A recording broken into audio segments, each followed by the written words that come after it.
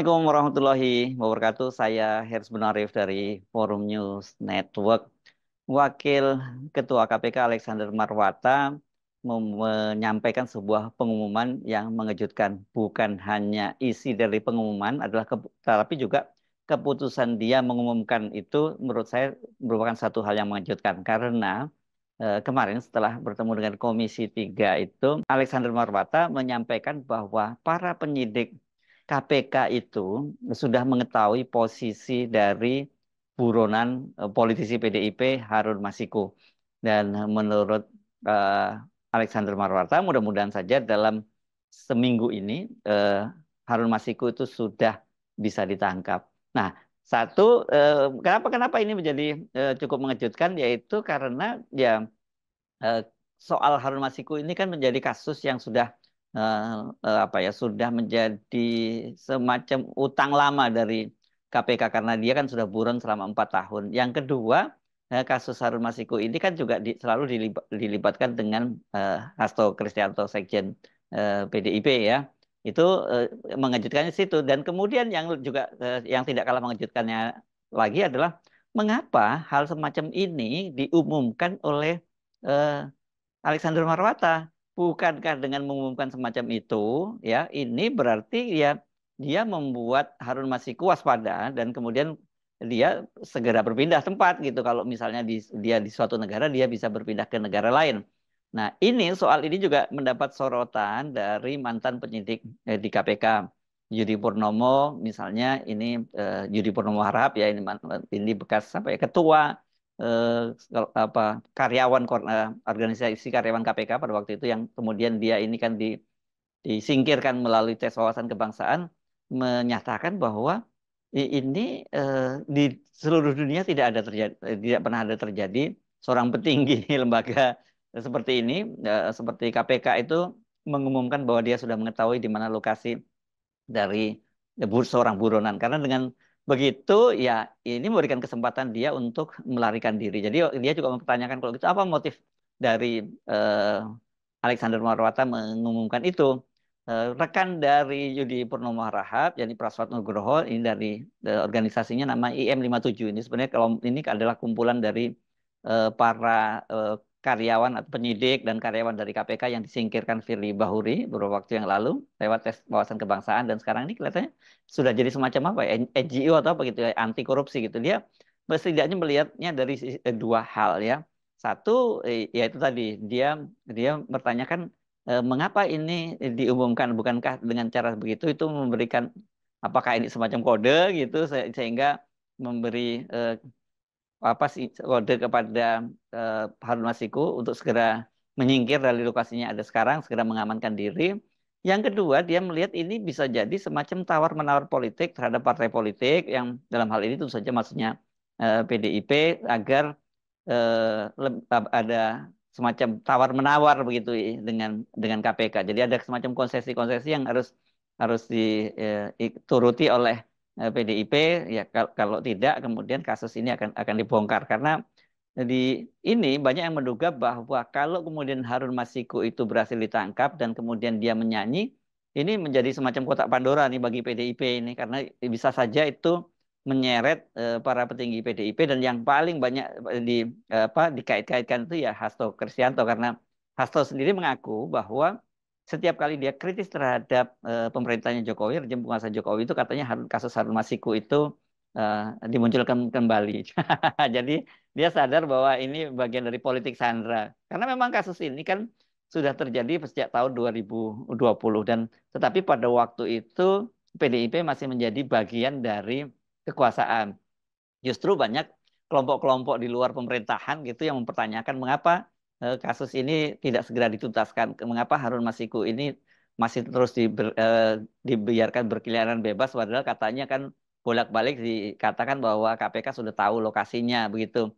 Apakah ini kemudian KPK itu mengalami kesulitan karena berhadapan dengan kader partai dan juga petinggi dari partai yang berkuasa PDIP gitu pada waktu itu. Nah sekarang justru kebalik, orang udah jadi mempertanyakan mengapa sekarang tiba-tiba kasus itu setelah 4 tahun lebih ayam-ayam adem dan ayam saja begitu, sekarang muncul lagi itu bersamaan dengan konflik antara Ibu Megawati dengan Pak Jokowi. Dan eh, Hasto kan beberapa hari yang lalu sudah dipanggil oleh KPK, dan yang juga cukup mengejutkan itu adalah perlakuan KPK terhadap Hasto ketika diperiksa. Ada dua hal yang keluhan disampaikan oleh Hasto. Pertama, kata dia itu berada di gedung KPK selama 4 jam, begitu. Tetapi dia sesungguhnya menjalani pemeriksaan oleh penyidik KPK itu hanya 1,5 jam. Sisanya 2,5 jam dia dibiarkan kedinginan di dalam ruangan tempat dia diperiksa gitu. Nah, ini kita menduga-duga apakah ini bagian dari sea war terhadap Hasto Kristianto begitu ya. Dan yang kedua, Hasto dan juga pengacaranya mempersoalkan karena ada penyitaan handphone milik Hasto dan juga milik ajudannya, yang proses penyitaannya itu dilakukan tidak proper dan tidak sah. Nah, ini katanya ini waktu itu ajudan Hasto yang bernama Kusnadi itu dipanggil ke lantai 2, katanya memanggil Hasto. Tetapi ternyata setelah dia sampai di lantai 2, justru dia digeledah dan kemudian handphonenya, terus ada satu handphone dia, dua handphone milik Hasto, dan ada buku tabungan dan juga ada buku catatan. Ya, ini buku catatan milik Hasto yang katanya diakui ini sebagai strategi dari PDIP dalam menuju pilkada serentak kali ini, itu juga disita oleh penyidik KPK. Tapi semua pernyataan itu dibantah oleh KPK lewat juru bicaranya, Budi Prasetyo, menyatakan bahwa pada waktu Hasto itu dibiarkan sendirian di ruang penyidikan selama 2,5 jam itu, katanya itu memberikan kesempatan Hasto untuk memeriksa kembali hasil BAP. Memang prosedurnya seperti itu. Kalau kita diperiksa oleh polisi, penyidik, apakah sebagai saksi atau apa juga sebagai tersangka, kita kemudian diberi kesempatan untuk membaca kembali isi dari BAP itu, apakah sudah sesuai dengan yang dijawab atau belum. Kalau ada yang kurang tepat itu bisa dikoreksi. Tapi saya kira kalau pemeriksaan selama 1,5 jam, yang nggak mungkin ya Hasto membacanya sampai 2,5 jam gitu. Ini pasti ada apa-apanya ya. Dan yang berikutnya soal penyitaan dari handphonenya Hasto. Kira-kira apa yang dicari oleh eh, penyidik ini? Apakah ada kaitannya kemudian dugaan bahwa Hasto masih berkomunikasi dengan Harun Masiku gitu, atau ada soal-soal lain? Nah, yang jadi persoalan kan kalau sudah 4 tahun berselang, saya kira ya Hasto pasti sudah berganti telepon berapa kali begitu ya. Kalau katakanlah dia dulu ada komunikasi dengan Harun Masiku, jadi artinya kalau mencari bukti-bukti itu ya nggak mungkin didapatkan. Dan saya juga meragukan bahwa Harun Masiku itu masih ada komunikasi dengan Hasto, karena menurut saya ini terlalu terlalu berisiko ya buat buat Hasto sendiri, karena pasti dia juga dipantau oleh penyidik, dan juga berisiko untuk Harun Masiku sendiri. Hanya saja seperti kita ketahui bahwa seperti diumumkan juga oleh KPK, selain memeriksa Hasto itu kan KPK juga memeriksa 3 orang kerabat dari Harun Masiku, satunya pengacara dan satunya lagi mahasiswi gitu. Dan katanya sih dari pemeriksaan terhadap kerabat dari Harun Masiku itulah kemudian mereka mengetahui di mana sesungguhnya keberadaan Harun Masiku gitu. Nah, tapi kalau memang betul seperti itu, kemudian tiba-tiba diumumkan oleh Alexander Marwata bahwa mereka sudah mengetahui lokasinya, ya pasti dari seorang seperti Harun Masiku segera kabur. Toh terbukti selama ini dia berhasil bersembunyi selama 4 tahun. Kita tidak tahu itu karena kelihayan dia sendiri atau karena ada kekuatan besar yang melindungi dia sehingga dia tidak mudah ditangkap. Sebab kalau kita lihat dari berbagai pernyataan KPK maupun juga misalnya dari kepolisian, sesungguhnya memang keberadaan dari Harun Masiku itu sudah diketahui. Misalnya pada bulan Juli, pada waktu itu ya, bulan Juli tahun 2023, Direktur Penyelidikan KPK, Asep Guntur Rahayu, menyatakan bahwa mereka itu mendapat kabar, informasi yang cukup spesifik bahwa Harun Masiku berada di negeri jiran gitu ya. Pada waktu itu kabarnya ada simpang siur, katanya dia ada di masjid menjadi marbot, tapi ada juga di gereja gitu ya. Dan ketika didatangi di negeri jiran itu, ke masjid yang disebut-sebutkan tidak ada, di gereja yang disebut juga tidak ada, bahkan di apartemen yang juga diduga jadi persembunyian dari Harun Masiku juga dia tidak temukan di sana begitu ya. Nah, lama kemudian kasusnya ini tidak ada kabar beritanya. Kemudian sebulan kemudian itu Kepala Divisi Hubungan Internasional Polri ini, kalau dulu Interpol ya ini, Interpolnya Polri yakni Irjen Pol Krisnamurti itu ketika dia berkunjung ke KPK kepada wartawan dia menyatakan bahwa mereka polisi sudah punya info spesifik tentang keberadaan dari Harun Masiku. Katanya Harun Masiku itu bersembunyi di Indonesia.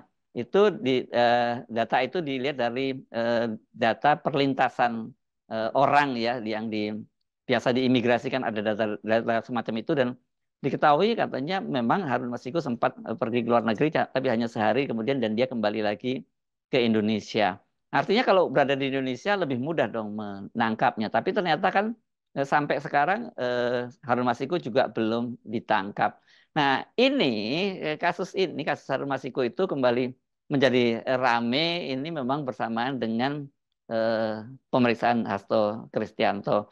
Apakah pengumuman dari Pak Alexander Marwata itu tadi diduga sebagai bagian tawar menawar atau justru semacam tekanan gitu ya kepada PDIP bahwa gua sudah tahu di mana posisinya, jadi kalau kalian nggak kooperatif ya nanti kalau kami berhasil tangkap kita akan buka semuanya gitu. Tapi kalau kooperatif mungkin ada konsesi-konsesi, mungkin seperti itu yang dimaksud ada konsesi. Tapi menurut saya memang agak aneh ya bahwa kemudian seorang petinggi seperti di KPK seperti Alexander Marwata menyampaikan hal itu. Bukankah selama ini sebenarnya operasi-operasi yang dilakukan oleh KPK sehingga mereka berhasil melakukan tangkap tangan itu dilakukan secara silent gitu ya, secara diam-diam gitu, bahkan banyak di antara ketua dan wakil ketua KPK sendiri bukan yang tidak terkait dengan penyidikan ini juga tidak mengetahui kalau ada operasi tangkap tangan seperti itu. Nah, tapi kalau sekarang kemudian disampaikan oleh Alexander Marwata secara luas kepada publik, ini bukan hanya publik yang mengetahui, tapi yang jelas Harun Masiku dari persembunyiannya dia langsung, oke, waktunya untuk kabur lagi. Jadi sekali lagi, sesungguhnya kasus Harun Masiku ini memang lebih kental nuansa politiknya ketimbang nuansa hukumnya. Tapi kita saya selalu dalam setiap kali membahas kasus-kasus semacam ini, mesti kita pisahkan antara kasus politik dan kasus hukumnya, begitu ya. Eh, kasus hukumnya jelas faktanya karena ada seorang komisioner dari KPU, Wahyu Setiawan, yang sudah divonis 7 tahun penjara, bahkan sekarang dia sudah bebas dari penjara karena dia menerima suap dari Harun Masiku yang disampaikan lewat seorang perantara sebanyak 600 juta. Ini kaitannya dengan upaya Harun Masiku untuk menjadi anggota DPR pergantian antar waktu. Tapi sesungguhnya pada waktu itu di PDI sendiri juga ada calon yang jatuh dapil dengan dia yang suaranya lebih banyak begitu. Kelihatannya Harun Masiku mencoba melakukan lobby-lobby di internal partai dan kemudian di KPU gitu. Nah, waktu itu sebenarnya penyidik KPK itu mengaku mereka sudah hampir berhasil menangkap Harun Masiku karena dia diketahui berada di sekitar gedung dari perguruan tinggi ilmu kepolisian di kawasan Jakarta Selatan, tapi ketika mereka akan masuk, mereka dihalang-halangi oleh petugas kepolisian. Nah, setelah itu kemudian Harun Masiku lenyap gitu. Dia sempat diketahui kembali ke Indonesia dan ada eh, CCTV, rekaman CCTV ketika dia kembali ke Indonesia. Tapi kemudian dia setelah itu dikabarkan pergi lagi ke luar negeri dan menghilang tanpa jejak begitu. Spekulasinya macam-macam dalam kasus Harun Masiku itu. Ada yang menyebut dia memang masih hidup, tapi ada juga yang menyebutnya sudah meninggal dunia, sudah mati. Salah satunya yang meyakini bahwa Harun Masiku itu sudah mati, sudah meninggal dunia adalah koordinator dari Masyarakat Anti Korupsi Indonesia, ya, Bonyamin Saiman, yang menyatakan bahwa dia itu sudah mati. Tapi kalau polisi dan KPK, penyidik KPK menyatakan bahwa Harun Masiku itu masih hidup dan mereka jadi menangkap ya ada komunikasi-komunikasi dari Harun Masiku dengan kerabatnya yang sehingga itu kemudian menuntun penyidik untuk mengetahui di mana posisinya.